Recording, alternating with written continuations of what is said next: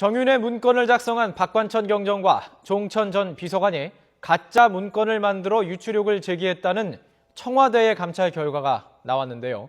이와 관련해서 검찰은 다음 주쯤에 종천 전 청와대 비서관을 다시 부를 계획입니다.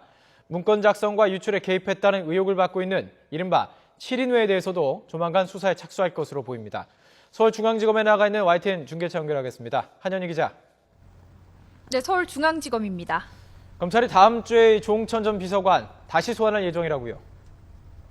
네, 그렇습니다. 검찰은 다음 주 초쯤 종천 전 비서관을 다시 소환해서 조사할 방침입니다. 조 전 비서관은 이미 지난 5일 참고인 자격으로 출석해 조사를 받았는데요. 당시 검찰은 이 문건 작성을 지시한 것으로 알려진 조 전 비서관을 상대로 문건 유출과 진위 여부 등에 대해서 집중 조사를 했습니다. 검찰은 이번 재소환에서는 청와대 문건 유출을 확인한 뒤 청와대에 그 사실을 보고했었다는 조 전 비서관의 주장을 확인할 예정입니다. 앞서 조 전 비서관은 지난 5월 박지만 회장과 관련된 청와대 문건이 유출된 것을 확인하고 박 회장과 문건을 확보한 기자의 만남을 주선했다고 밝혔습니다. 후속 조치가 없자 청와대 정호성 비서관에게도 유출 문건 사진을 보내서 대책을 당부했다고 주장하고 있는데요. 자체 감찰을 벌인 청와대는 당시 조 전 비서관이 자신이 문건 유출에 개입돼 있다는 사실을 숨기기 위해서 자작극을 벌인 것이라고 판단하고 있습니다. 검찰은 이 같은 청와대의 감찰 자료를 건네받아 자료 분석과 사실 확인에 착수한 상황입니다. 또 감찰 결과처럼 조 전 비서관과 박 경정이 책임을 피하기 위해서 거짓 보고를 한 것이 사실이라면 수사에 혼선을 주려는 행위로 형사 처벌이 가능한지도 검토할 예정입니다.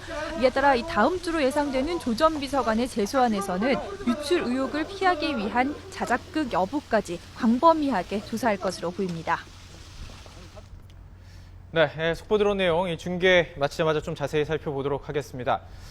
그러니까 지금 수사를 받는 경찰 측 인원이죠. 최모 경위.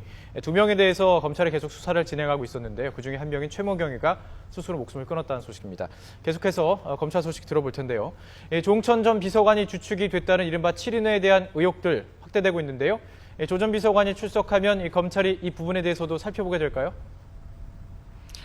네, 검찰은 아직까지는 7인회에 대한 수사에는 착수하지 않았다고 밝히고 있습니다. 앞서 검찰은 언론 보도와 수사 상황에 차이가 있다면서 현재는 정보분실 소속 경찰 2명에 대한 수사에 집중할 방침이라고 밝혔습니다. 그러면서도 필요할 경우 7인회에 대한 수사도 진행할 수 있다며 여지를 남겼습니다.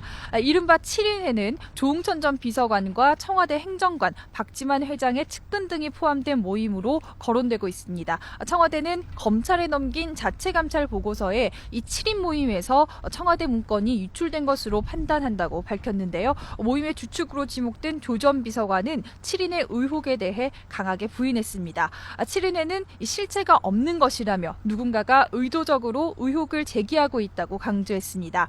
새로운 의혹이 불거져 논란이 되고 있는 만큼 검찰은 다음 주 조 전 비서관을 소환하면 문건 작성과 유출에 관여했는지 여부와 더불어 이 7인회의 실체에 대해서도 확인할 것으로 보입니다. 지금까지 서울중앙지검에서 YTN 한현입니다.